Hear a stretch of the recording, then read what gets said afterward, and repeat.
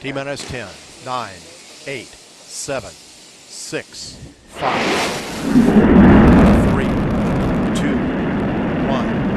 0, and liftoff of Space Shuttle Atlantis on a mission to build, resupply, and to do research on the International Space Station. Houston now controlling. Atlantis begins its penultimate journey to shore up the International Space Station. Atlantis now in the proper alignment for its 8.5-minute ride to orbit. 4.5 million pounds of hardware and humans taking aim on the International Outpost. 30 seconds into the flight. Atlantis almost 2 miles in altitude, almost 6 miles downrange from the Kennedy Space Center already, traveling 500 miles an hour.